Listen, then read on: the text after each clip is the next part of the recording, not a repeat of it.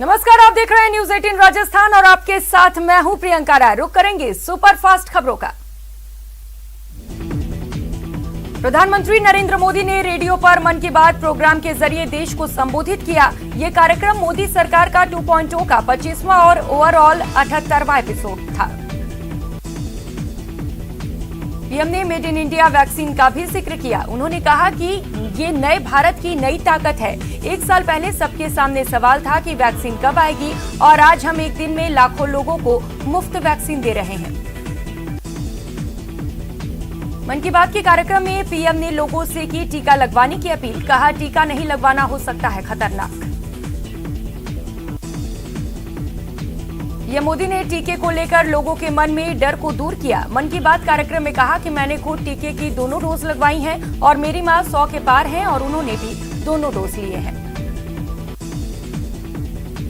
PM ने आजादी के 75 वर्ष का भी जिक्र किया। उन्होंने कहा कि हमारा सौभाग्य है कि हम आजादी के 75 वर्ष के पर्व का साक्षी बन रहे हैं। इसीलिए अगली बार जब हम मन की बात में मिलेंगे तो अमृत महोत्सव और तैयारियों पर भी बात करेंगे।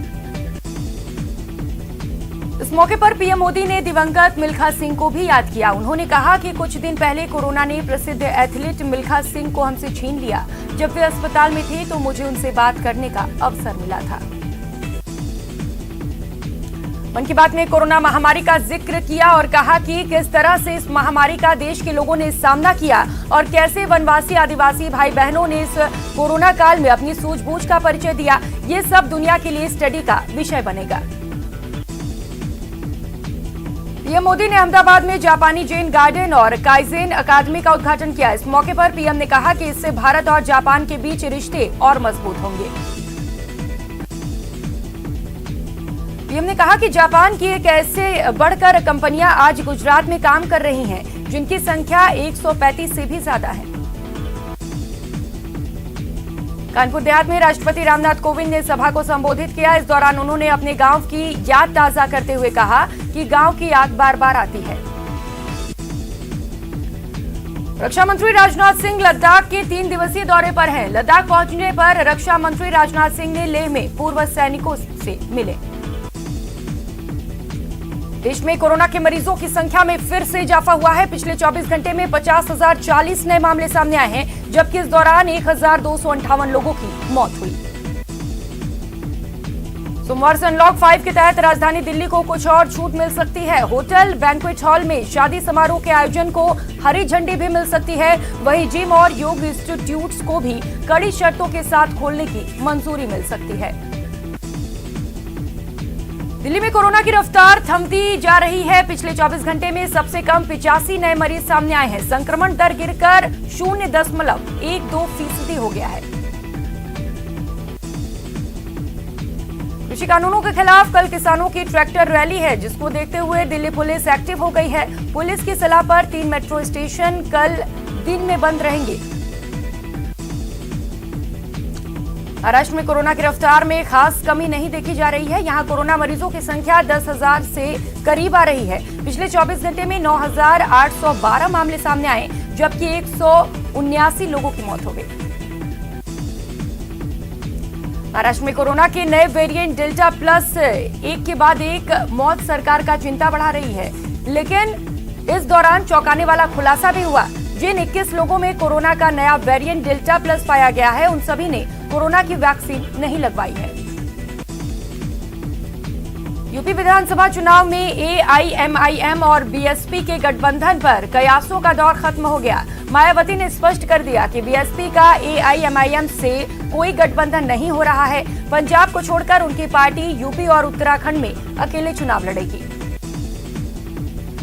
प्रदेश में अनलॉक 3 की गाइडलाइन जारी हो गई है। नए गाइडलाइन में 25 से कम कर्मचारियों की संख्या वाले कार्यालय में 100% कर्मी बुलाए जाएंगे। नई गाइडलाइन में शादी समारोह पर 30 जून तक पाबंदी बरकरार रहेगी। धार्मिक स्थल सुबह 5 से शाम 4 बजे तक खुलेंगे। 1 जुलाई से मैरिज गार्डन, मैरिज हॉल्स और होटल परिसर में शादी समारोह में अधिकतम 40 व्यक्ति शामिल हो सकते हैं। शहर में सिटी बसों का संचालन सुबह 5 से शाम 8 बजे तक हो सकेगा। वडोदरा में कोरोना की रफ्तार थमती नजर आ रही है। पिछले 24 घंटे में 141 केस सामने आए हैं, जबकि 5 ने दम तोड़ दिया। वहीं वडोदरा में अब 2000 से कम एक्टिव केस हैं। कोरोना के डेल्टा प्लस वेरिएंट के बढ़ते खतरे के बीच प्रधानमंत्री नरेंद्र मोदी ने वैक्सीनेशन की स्थिति और कोरोना के हालात पर हाई लेवल मीटिंग की। बैठक में अधिकारियों ने प्रधानमंत्री को एज ग्रुप के हिसाब से वैक्सीनेशन कवरेज के बारे में बताया। बैठक में पीएम ने अफसरों को दिसंबर तक पूरे देश का टीकाकरण करने का लक्ष्य दिया। साथ ही कहा कि इस रफ्तार को आगे भी बढ़ाना जरूरी है, टेस्ट में कमी न हो। कोरोना के डेल्टा प्लस वेरिएंट के मरीज मिलने के बाद केंद्र ने 11 राज्यों को चिट्ठी लिखी। स्वास्थ्य मंत्रालय ने ट्रेसिंग और टेस्टिंग के लिए सख्ती बरतने की हिदायत दी। यूपी विधानसभा चुनाव में एआईएमआईएम और बीएसपी के गठबंधन पर कयासों का दौर खत्म हो गया है। यूपी में जिला पंचायत अध्यक्ष के चुनावों में मिली हार के बाद समाजवादी पार्टी ने अपने 11 जिलाध्यक्षों को पदमुक्त कर दिया है। गोरखपुर, मुरादाबाद, झांसी, आगरा और ललितपुर समेत 11 जिलों के जिलाध्यक्षों को पार्टी ने हटा दिया। कृषि कानूनों के खिलाफ कल किसानों की ट्रैक्टर रैली है, जिसको देखते हुए दिल्ली पुलिस एक्टिव हो गई है। पुलिस की सलाह पर 3 मेट्रो स्टेशन कल दिन में बंद रहेंगे। विश्वविद्यालय, सिविल लाइंस और विधानसभा मेट्रो स्टेशन को बंद करने का फैसला लिया गया। जम्मू में एयरपोर्ट के टेक्निकल एरिया के पास जबरदस्त विस्फोट हुआ। पुलिस और फॉरेंसिक टीम के बाद एनआईए की टीम भी मौके पर पहुंचकर जांच की। जम्मू एयरफोर्स स्टेशन में धमाका मामले की जांच के लिए एनआईए, एनएसजी की टीम भी घटनास्थल पहुंच गई है। ड्रोन अटैक की टेरर एंगल से जांच होगी। ड्रोन से आईईडी गिराने की आशंका जताई जा रही है। धमाके के बाद सुरक्षा बलों ने पूरे इलाके को सील कर दिया। बताया जा रहा है कि 5 मिनट के अंतराल में 2 जबरदस्त विस्फोट हुए। पहले धमाके से एक इमारत की छत ढह गई, जबकि दूसरा धमाका जमीन पर हुआ। 2 लोगों के मामूली जख्मी होने की खबर है। जम्मू में त्रिकुटा नगर थाने में वेव मॉल के पास एक आतंकी को गिरफ्तार किया गया है। आतंकी का नाम नदीम बताया जा रहा है, जिसकी उम्र 20 साल है। पुलिस के मुताबिक आतंकी के पास से 5 किलो आईईडी बरामद की गई है। इसके अलावा एक और संदिग्ध को सुरक्षा बलों ने पकड़ा है। जम्मू कश्मीर के श्रीनगर में लाल चौक से करीब 1 किलोमीटर की दूरी पर आतंकियों ने सीआरपीएफ के जवानों के एक बंकर पर ग्रेनेड से हमला किया। हालांकि इस आतंकी हमले में सुरक्षा बलों को कोई नुकसान नहीं हुआ। पेट्रोल डीजल की कीमतों में लगी आग थमती नजर नहीं आ रही है। आज लगातार दूसरे दिन पेट्रोल की कीमत में 35 पैसे प्रति लीटर की बढ़ोतरी हुई। वहीं डीजल 24 पैसे प्रति लीटर महंगा हो गया।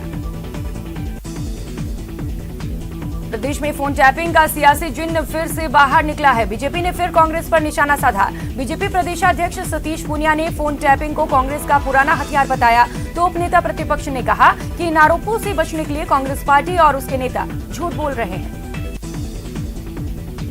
कांग्रेस यंग ब्रिगेड के जिलाध्यक्ष जगदीश गोदारा को राजस्थान कांग्रेस सेवा दल यंग ब्रिगेड का प्रदेशाध्यक्ष बनाया गया है। गोदारा को प्रदेश बनाए जाने पर कांग्रेस कार्यकर्ताओं में खुशी का लहर है।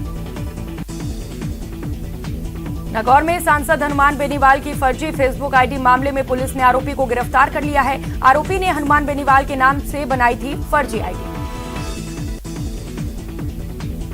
वडोदरा में इन पोस्टर पॉलिटिक्स ज्यादा हावी है। दौसा जिले के महुआ में सचिन पायलट के अनेक पोस्टर लगाए गए हैं। इन पोस्टर में सचिन पायलट की फोटो प्रमुखता से लगाई गई है। वन एवं पर्यावरण मंत्री सुखराम विश्नोई जालौर पहुंचे हैं। इस दौरान उन्होंने स्वास्थ्य केंद्रों पर जांच मशीनों का उद्घाटन किया। विधायक कोटे से 14 सीआरपी व 12 सीबीसी जांच मशीनें लगाई गई हैं। वडोदरा में डेल्टा प्लस वेरिएंट की एंट्री के बाद सरकार अलर्ट मोड पर आ गई है। मंत्रिपरिषद के सुझाव के बाद गृह विभाग ने नए सिरे से गाइडलाइंस पर काम करना शुरू कर दिया। कोटा में वैक्सीनेशन अभियान फिर से धीमी पड़ने लगी है। आज सिर्फ 14 साइट्स पर ही टीकाकरण किया जा रहा है, जबकि पिछले 3 दिन में 100 साइट पर टीकाकरण किया जा रहा था। कोरोना के नए वेरिएंट डेल्टा प्लस से कोटा में भी लोग डरे हुए हैं। नए वेरिएंट के समय पर पहचान के लिए खातौली कस्बे में 60 लोगों के सैंपल लिए गए। कोटा में कोविड-19 वैक्सीनेशन अभियान के तहत शनिवार को 96 साइट पर सत्र आयोजित हुए। इनमें 9,136 लाभार्थियों को पहली और 2,993 को दूसरी डोज दी गई। कोटा में शनिवार को स्थानों पर शिविर लगाया गया, जिसमें मोबाइल ओपीडी वैन से 364 मरीजों का इलाज किया गया। कोटा में मौसमी बीमारी को लेकर चिकित्सा विभाग का सर्वे जारी है। टीम ने शनिवार को 52,000 घरों का सर्वे किया। प्रतापगढ़ के सादड़ी के चैंद मोहिल सामुदायिक स्वास्थ्य केंद्र पर ऑक्सीजन जनरेशन प्लांट लगाया जा रहा है। अस्पताल में मंत्री उदयलाल अंजना ने भूमि पूजन कर शिलान्यास किया। झुंझुनू का बीडीके अस्पताल 80 दिनों बाद कोरोना फ्री हो गया है। अस्पताल में एक भी कोरोना के मरीज नहीं है। अलवर शहर में शराब ठेकों की आड़ में बिक रही अंग्रेजी शराब के खिलाफ पुलिस और क्यूआरटी टीम ने कार्रवाई करते हुए 5 जगहों पर कार्रवाई की, जिसमें भारी मात्रा में अंग्रेजी शराब बरामद की गई। अलवर के रामगढ़ में एक युवती ने पुलिस थाने में एक युवक के खिलाफ दैहिक शोषण करने और अश्लील वीडियो बनाकर ब्लैकमेल करने का आरोप दर्ज कराया है। पीड़िता के मुताबिक युवक ने शादी का झांसा देकर उसे अपने ऑफिस बुलाया और जूस में नशीला पदार्थ पिलाकर उससे रेप किया। कोटा जिले की इटावा पुलिस ने अवैध बजरी खनन पर कार्रवाई करते हुए 2 ट्रैक्टर ट्रॉली को जब्त किया है और 3 आरोपियों को भी गिरफ्तार किया। भरतपुर शहर में बजरी माफियाओं का आतंक जारी है। पुलिस ने उनका जब पीछा किया तो वे जसवंत कॉलोनी में चकमा देकर फरार हो गए। झुंझुनू के अलीपुरा में श्री शीटर बल्केश झाझड़िया हत्याकांड के आरोपी पिता पुत्र समेत 5 लोग गिरफ्तार हुए हैं। हत्या डाबड़ी के नई जोत बालाजी में हुआ था। प्रतापगढ़ जिले के देवला गांव में करंट लगने से लाइनमैन की मौत हो गई। इस दर्दनाक घटना के बाद लोगों ने विधायक रामलाल मीणा को इसकी सूचना दी, जिसके बाद वे मौके पर पहुंची और घर के एक सदस्य को नौकरी और साथ में ही 20 लाख के मुआवजे की मांग की। अजमेर पहाड़गंज इलाके में एक खानाबदोश महिला का शव मिलने से हड़कंप मच गया। शव को कब्जे में लेकर जेएलएन अस्पताल की मोर्चरी में रखवाया गया है। भरतपुर के कामत थाना क्षेत्र के गांव नंदेरा का बास में पैसे के लेन देन को लेकर 2 गुटों में विवाद हो गया, जिसके बाद दोनों गुटों में ही जमकर लाठी डंडे चले, जिसमें करीब 6 लोग घायल हो गए। जैसलमेर में हाईटेंशन तार की चपेट में आने से मोर की मौत हो गई। यह हादसा देगराय माता के मंदिर औरण के पास हुआ। चित्तौड़गढ़ में ससुर पर विवाहिता के साथ दुष्कर्म और हत्या के आरोप लगे हैं, जिसको लेकर पीड़ित परिवार ने कलेक्ट्रेट के बाहर शव को लेकर प्रदर्शन किया और इंसाफ की मांग की। भरतपुर के थाना डांग गांव में जमीन विवाद को लेकर 2 भाइयों में झड़प हो गई। इस दौरान एक भाई ने दूसरे भाई पर फायरिंग कर दी, जिससे गोली उसके चाचा को लग गई। गंभीर हालत में जिला आरबीएम अस्पताल में भर्ती करवाया गया। नागौर में सांसद हनुमान बेनीवाल की फर्जी फेसबुक आईडी मामले में पुलिस ने आरोपी को गिरफ्तार कर लिया है। आरोपी ने हनुमान बेनीवाल के नाम से फर्जी आईडी बनाई थी। कोटा में रिश्वत के आरोपी पटवारी की जमानत अर्जी कोर्ट ने खारिज कर दी। आरोपी ने 5,000 की रिश्वत ली थी। बूंदी के देवपुरा में पुलिस ने एक मकान में पीटा एक्ट के तहत कार्रवाई करते हुए छापा मारा, जिसमें 5 युवक और एक महिला को गिरफ्तार किया। झालावाड़ में युवक की हत्या कर शव फेंकने के मामले में पुलिस ने खुलासा कर दिया है। पुलिस ने हत्या के मुख्य आरोपी सहित 3 आरोपियों को गिरफ्तार किया। कोटा में ठेला चालक के साथ नकदी छीनने के मामले में पुलिस को बड़ी सफलता मिली है। पुलिस ने 3 आरोपियों को गिरफ्तार कर लिया। बूंदी में एक पेट्रोल पंप पर कार और बाइक सवार अज्ञात ने पंप कर्मचारियों के साथ मारपीट की और करीब 1 लाख रुपए लूटकर फरार हो गए। नागौर में पुलिस ने अवैध मादक पदार्थों के खिलाफ कार्रवाई करते हुए एक आरोपी को गिरफ्तार किया है। आरोपी के पास से 21 किलो डोडा, 8 किलो गांजा बरामद हुआ। दौसा में बदमाशों ने एक महिला के गले से चेन झपट कर फरार हो गए। झपटमारी में महिला घायल हो गई। पोखरण के नाचना पुलिस ने वरिष्ठ पत्रकार दिलीप सोनी को जमीन विवाद में थाने में बंद कर दिया था, जिसके बाद पत्रकार ने पुलिस पर उन्हें प्रताड़ित करने का आरोप लगाया। जोधपुर में द्वितीय कार्यालय में नशे में जेईएन ने अपने 2 साथियों के साथ मिलकर हेल्पर के साथ मारपीट की। इन लोगों ने हेल्पर के साथ दुष्कर्म करने का भी प्रयास किया और उसके कपड़े फाड़ दिए। टोंक में एक ट्रैक्टर ने टेम्पो को टक्कर मार दी। हादसे में 2 लोग घायल हो गए। नागौर में शनिवार को आए तेज तूफान से थावला क्षेत्र में पेड़ गिर गया, जिससे दबने से एक बुजुर्ग की मौत हो गई। और बुलेटिन में वक्त हो चला एक छोटे से ब्रेक का, लौटेंगे फौरन।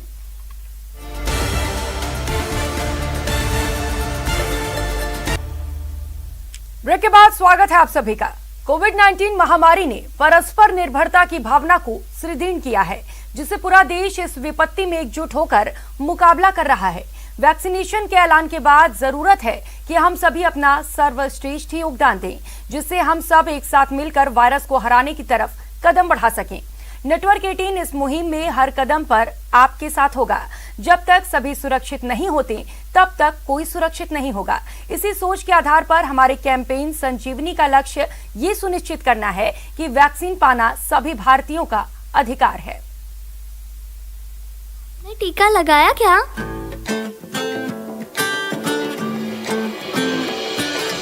टीका लगा, ओ जरा टीका लगा। जब अपनी ही बारी आए टीका लगा। टीका लगा, ओ जरा टीका लगा। जब अपनी ही बारी आए टीका लगा। टीका लगा, ओ जरा टीका लगा। ओ जरा टीका टीका टीका टीका लगाया क्या?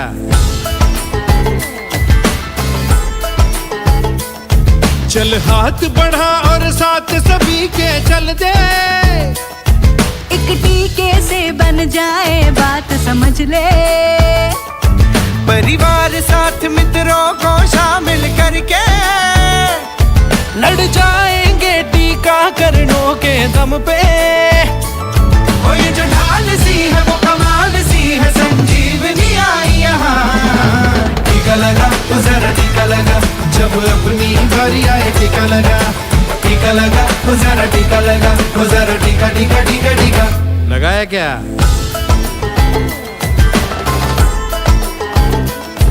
कर अपना भला अपनों का भी होने दे। जब टीका हो भारत के हर कोने में, सब ठीक ठाक हो जाएगा जल्दी से। लड़ जाएंगे टीकाकरणों के दम पे। इतना करोगे तब ही कहोगे आजाद ये होगा जहां। टीका लगा, ओ जरा टीका लगा। जब अपनी बारी आए टीका लगा। टीका लगा, ओ जरा टीका लगा। ओ जरा टीका टीका टीका टीका लगाया क्या? लगवा ले चुमन जरा सहले सहले। तू सबसे ये कह ले है जनहित में जारी मिलती का डरना। ओ निडर टीका लगा, ओ जरा टीका लगा। ओ जरा टीका टीका ठोस कदमों से मंजिलें मिलती। जैसे ऋतुओं से जूझ के कली है खिलती। ठान लो अब से लो जिम्मेदारी। टीका लगवाने जाना है हमें इस बारी।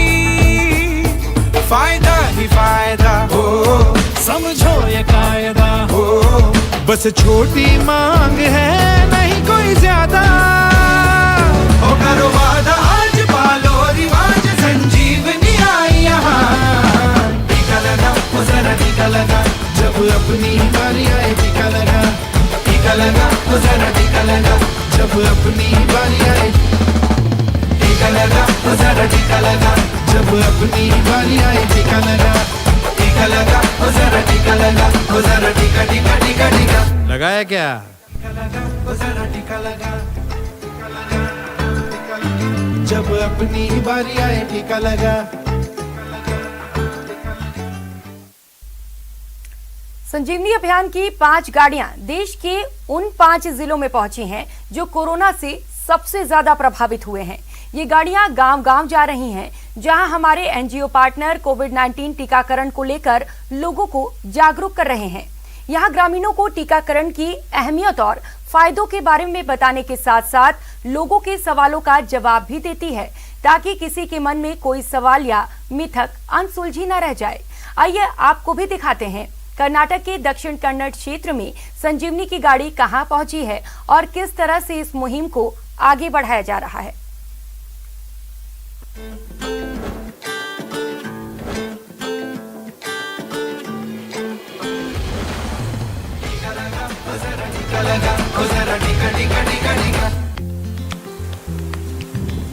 दक्षिण पश्चिमी मानसून की पहली बारिश हो, चाहे बरसात हो या फिर धुंध, संजीवनी की गाड़ी के पास रुकने की फुर्सत कहां।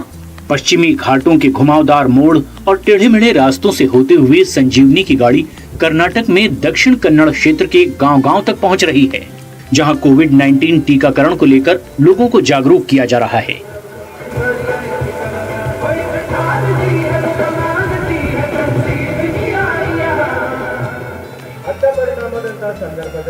बेलथंगाड़ी तहसील के चारमढ़ी गांव में हमारी टीम ने गांव के लोगों को टीकाकरण से जुड़ी जानकारी दी और इसके लिए ऑनलाइन रजिस्ट्रेशन का तरीका भी बताया।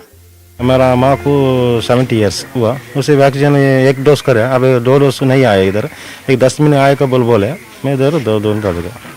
हैरानी की बात तो ये है कि देश में इस महामारी को 1 साल से भी ज्यादा वक्त हो गया है और इतने समय बाद भी कई लोगों का कहना है कि जानलेवा कोरोना वायरस है ही नहीं। अब्दुल भाई, ये बताइए कि आपने और आपके घर वाले ने अब तक क्या वैक्सीन लगाया है? नहीं। लेकिन आपके घर वाले मर गए तो? नहीं, मर गए तो जाने तो क्या कर रहे, अल्लाह क्या होता है वो होता है, ये कोरोना के आदमी मर जाते हैं। लेकिन नेटवर्क 18 फेडरल बैंक की मुहिम लॉकडाउन में सार्वजनिक वाहनों पर पाबंदी के दौरान भी अपनी कोशिशों में कोई कमी नहीं छोड़ रही है। संजीवनी अभियान ने एक गाड़ी की व्यवस्था की जिसमें अलग अलग गांवों में विशेष रूप से सक्षम लोगों को केंद्रों तक ले जाया गया और उन्हें वैक्सीन दी गई। हम तीनों ने वैक्सीन लिया है, इसलिए हम संजीवनी कैंपेन का इनका शुक्रिया अदा करते हैं। यहाँ संदेश बिल्कुल साफ है, टीका लगवाओ और सुरक्षित रहो।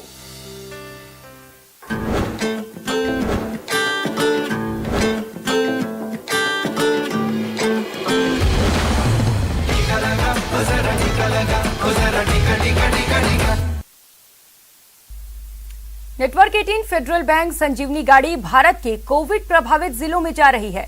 वैक्सीन के लिए जागरूकता फैलाने की हमारी इस मुहिम को आप भी अपना सहयोग दीजिए। चलिए आपको दिखाते हैं संजीवनी गाड़ी अब तक कहां-कहां गई और आज कहां है।